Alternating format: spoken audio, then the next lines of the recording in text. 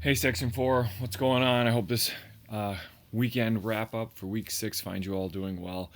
We're going to get going into it. A decent week this week. Some, again, more good discussions regarding all the topics and appreciated everybody's insights. A lot of people had some good clinical experience to draw from, and that was always interesting to read. And obviously, we had some good articles in which to pull from. So, getting started. Uh, looking at alpha, there was a conversation that Lauren and Brian had, and many others, obviously discussing the eccentric exercises. That was a big part of this week in the and kind of what the literature said in dealing with Achilles tendinopathy and how we treat that. And Lauren's progression I thought was really great. She talked about partial weight bearing. I don't know if people oftentimes think of partial weight bearing as a way to do it. Do it especially for those who are really acute. And you don't always get those people, but there certainly are some. And we know that tendons need to be loaded, and we know that they're going to respond well to load. And so if somebody were to be put in a boot, and they couldn't tolerate any kind of active dorsiflexion, then partial weight bearing is good. Partial weight bearing to full weight bearing, 2 foot versus 1 foot, neutral to past neutral. I think that's a great way to think about how we advance these eccentrics, and that certainly would be my ideal progression as well. Brian brings up an excellent point that one size does not fit all. I mean, I think there was enough discussion about that this whole 3 sets of 15 repetitions isn't kind of the end all be all, and we do have to modify accordingly. And sometimes people don't have the stamina to do 3 sets of 15. Sometimes they don't have, sometimes they tell you they don't have the time, and then especially twice a day. I will say that I think we do need to start to tell them, well, if we're going to do less than this, then we have to understand that it's going to take longer. But as long as everybody's on the same page, that's exactly then everybody knows what's going on. And so you just educate your patient about what's happening. Many people stated that comparing eccentrics alone was not a fair comparison. Yeah, a lot of people talked about, we needed to have a kind of a multimodal approach to this type of treatment and then just one thing.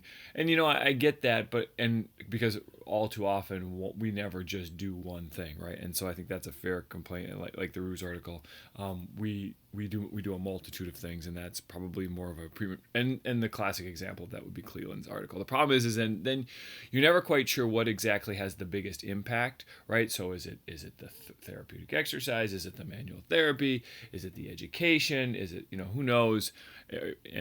And so as we try to tease out what the best approach is, that gets to be a challenge. Bravo. Shelley brings up a number of good points regarding the grading of interventions, that we put. And I think that in regards to the heel pain stuff, the taping and the bracing did demonstrate an A. And a lot of people, don't do a lot of that. There's not a lot of people. There's a couple people who mentioned the Strasberg sock. There's a couple people who mentioned some taping in regards to the Mulligan stuff. And I say it seems to me that the Mulligan taping technique probably has the strongest literature behind it.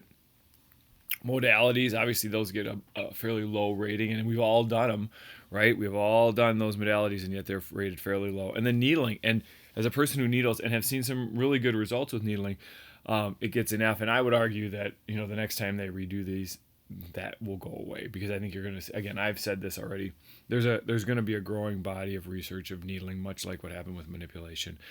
And the question will be then, how strong is that literature, right? Does it really stand strong? Because we used to think manipulation had a really strong literature, but even this recent article on came out of JAMA that Julie Fritz did. If you haven't seen that, go check it out. In regards to low back pain and early access to physical therapy, it's certainly worth a discussion. And, prior to Cleland's study, manual therapy was given an F, and there really wasn't a lot of manual therapy for any one of these interventions. And now we're seeing, that lo and behold, the manual therapy could be effective if done appropriately. And Josh always does such a great job with his research. So Charlie, Ben discussed the importance of number needed to treat of being 4 in the Cleland article, and I was, a couple of you I asked, and you guys all seem to nail it. So I'm glad we all get that, right? That anything under 5 is a big deal. This was 4, so for every 4 people you treat, one's going to see a significant change in their symptoms. Cheryl, there was a discussion with Cheryl and I believe Dane about the Silbernagel article in JOSPT, and I know that wasn't a required reading, but it was a really good. It was a really good article about Achilles tendinopathy progression. It was ahead of print, so even the article that you get isn't. Even the articles that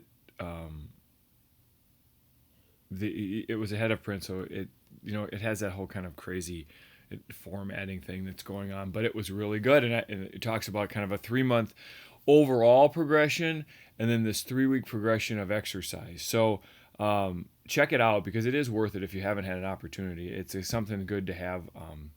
Again, with especially it was basically geared toward the athletic population, and I did really like Cheryl does a kind of a chart breakdown of what works and what doesn't with both Achilles tendinopathy and plantar heel pain, and check it out because I think it's a good summary. I think she did a great job. It's a good summary of the information that we covered this week. Just kind of a quick reference, if you will. In Delta, Solomon, Aaron, and Jamie and myself take on the literature regarding kinesio taping. Kinesio taping is very popular, and certainly I know lots of people who do it, but the literature is pretty poor. Again, I go back to Mulligan being probably your best go-to. I can't remember. There's a couple of different references for the Mulligan article and as well as his book that talk about the taping techniques.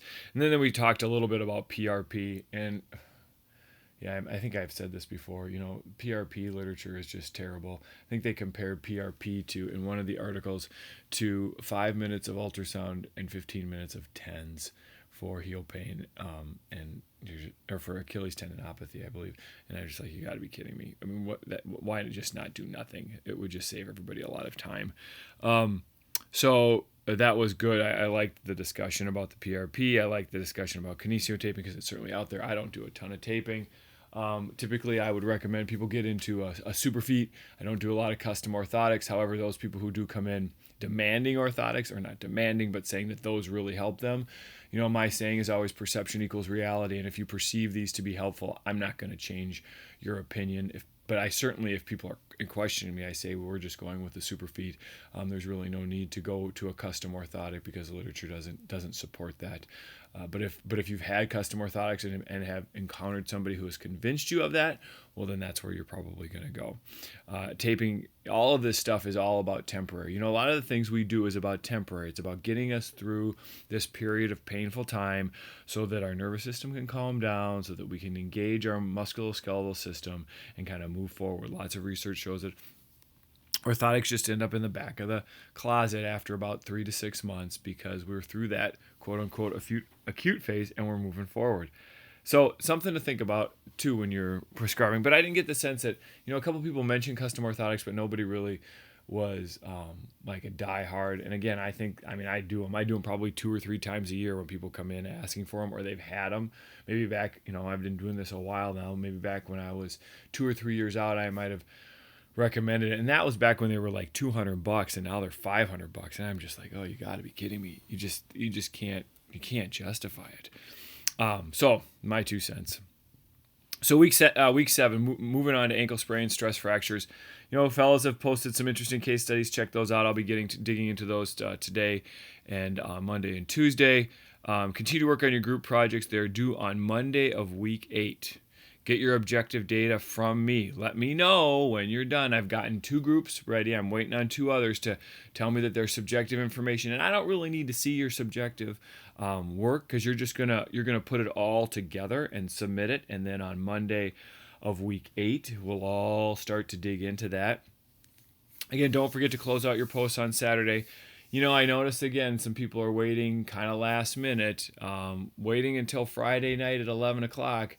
So that we can get minimal discussion on Saturday mornings can be a challenge. So I encourage you all to check your posts every day. Spend a few minutes every day making sure that you're answering questions and you're closing out your posts. Again, don't hesitate to communicate. I will respond. If any questions have come up, any issues, please let me know. Otherwise, enjoy your weekend. I'm headed to the Vikings game, so I'll be out of reach for at least a few hours as we take on the Kansas City Chiefs. And I'll be back next week. Hope you all are well. Until then.